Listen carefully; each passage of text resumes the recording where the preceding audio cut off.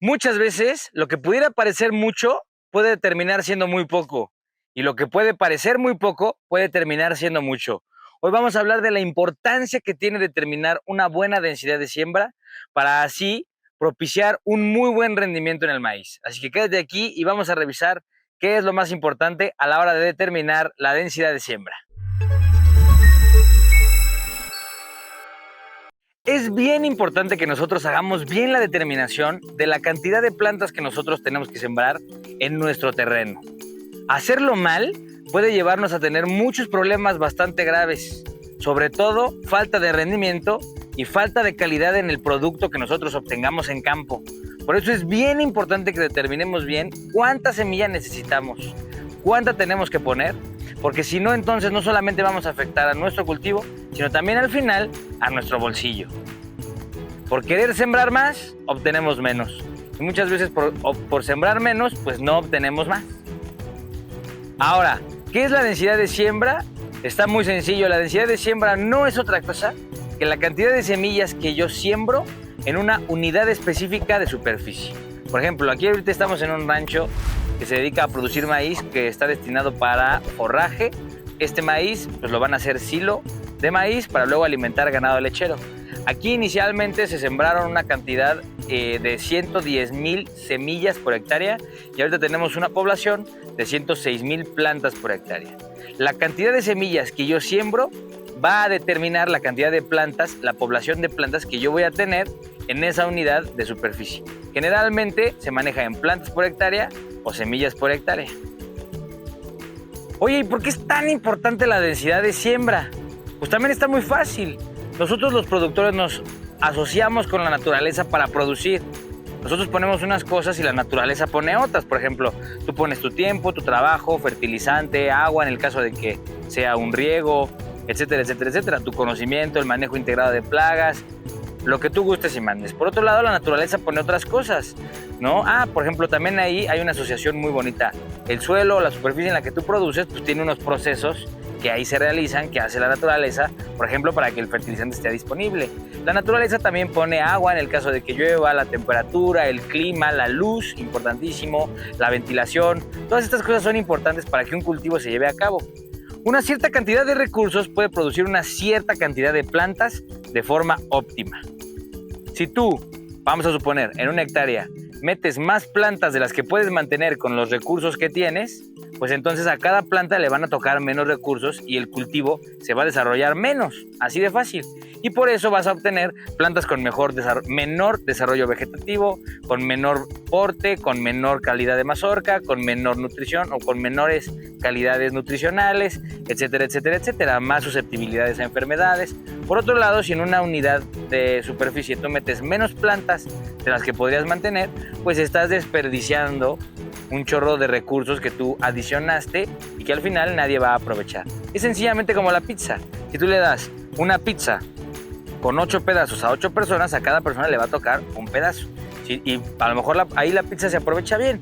Si tú le das una pizza a una sola persona, digo, depende de qué tan grande esté la persona, ¿verdad? Pero muy probablemente no la logre aprovechar toda o mucha se desperdicie o va a comer más de lo que ya era necesario. Si tú le das una pizza a 16 personas, pues a cada persona le tocará media pizza y no se podrán al final del día satisfacer. Por otro lado, cuando tú metes la cantidad justa o metes una cantidad razonable de plantas de acuerdo a los recursos y a la superficie que tienes, pues logras un buen desarrollo.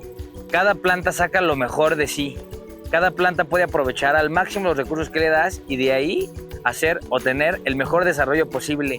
Y así es como vamos a obtener mazorcas bien desarrolladas, recursos bien utilizados, buen vigor, buena altura, buen color, poca susceptibilidad a enfermedades y al final del día buen rendimiento y una buena calidad de los productos que nosotros queramos obtener, ya sea silo, como en el caso de esta unidad productiva, o grano, en el caso de que nuestro destino pues, sea grano, ¿no? Oye, ¿y yo cómo le voy a hacer para determinar la densidad de siembra que yo tengo que poner en el campo? Bueno, pues ahí yo te recomiendo que sigas 4 factores o que tomas en cuenta 4 factores que son importantes a considerar para que sepas cuál es la densidad de siembra que más te conviene. En primer lugar, yo te recomendaría que consideres cuál es la finalidad para la que estás sembrando tu maíz. No es lo mismo para silo o para grano. Y aunque las densidades en muchos casos pueden ser muy parecidas, no son totalmente iguales. En segundo lugar, yo te diría que consideres justamente el híbrido o el tipo de maíz que vas a sembrar. No es lo mismo criollo que un híbrido. Y además ahí también te sugeriría yo, dentro de este mismo punto, que te hagas la vida más fácil. Las empresas que manejan materiales híbridos de maíz, ya sabemos cuáles son las densidades óptimas a las que se tienen que sembrar nuestros materiales y en qué zonas, bajo qué condiciones. Entonces, ve cuáles son las densidades que puedes utilizar con el híbrido que tú estás adquiriendo. Si es criollo, por ejemplo, pues también es otro tema. Entonces, considerar el híbrido. Muchas veces las empresas ya te ayudan con esa información. Entonces, hazte la vida más fácil y pues al final del día sigue las recomendaciones pertinentes del producto que estás utilizando. Consejo número 3. Hay que considerar manejo y condiciones climáticas. ¿Por qué? Porque estas dos van muy de la mano. No es lo mismo, por ejemplo, sembrar en lugares donde tenemos un ambiente tropical que un ambiente templado, en donde hay riego a donde es temporal, donde hay fertilizante a donde se riega con aguas negras y ya no se le adiciona nada al suelo. Todas estas características son diferentes y hay que sembrar bajo diferentes densidades. Yo aquí les podría dar una pequeña regla general. Entre más duras son las condiciones en las que yo voy a producir, menos tendrá que ser la densidad a la que yo vaya a sembrar, para que mis plantas puedan aprovechar el recurso que yo pongo en el suelo para tener el mejor desarrollo que se pueda. Por otro lado, si a lo mejor no tengo tanta complicación en el tema de fertilizante, riegos, el clima donde yo estoy es bastante loable, tengo buenos suelos, etcétera, quizá puedo excederme un poco, o no excederme, sino aumentar un poco más la densidad de plantas que yo pongo. Y el último punto es la capacidad económica que uno tiene. Este punto es importantísimo porque al final del día, por supuesto que sembramos porque amamos hacer esto, pero es un negocio. Y hay que tener una noción muy clara de cuál es la capacidad económica que yo tengo, cuál es la disponibilidad de recursos que yo voy a poder meterle al suelo y con cuántas plantas puedo yo tener una buena productividad para tener el mayor beneficio económico que se pueda. Ya para terminar, simplemente un par de observaciones que a mí se me hacen muy importantes con respecto a la densidad de siembra. Es un tema de no atascarse y de darle la importancia que se requiere. Ni mucho atasque, ni ser muy collón tampoco, y denle la importancia que se requiere. No saben la cantidad de problemas que uno se puede ahorrar sembrando lo que se tiene que sembrar, ni más ni menos. Muchas veces también es porque hay muchos mitos o mucha desinformación. No es cierto que sembrar a densidades muy altas siempre se obtiene buenos beneficios. Muchas veces, de hecho, es lo contrario. Entonces, siembra lo que tengas que sembrar y quítate de problemas.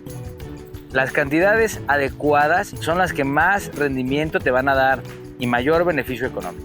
Más muchas veces significa menos. No se olviden de seguirnos en nuestra página de Facebook, seguir nuestros videos, seguir nuestro trabajo. Esto nace de una iniciativa muy bonita, pues para ayudar a los productores a que tengan buenos beneficios.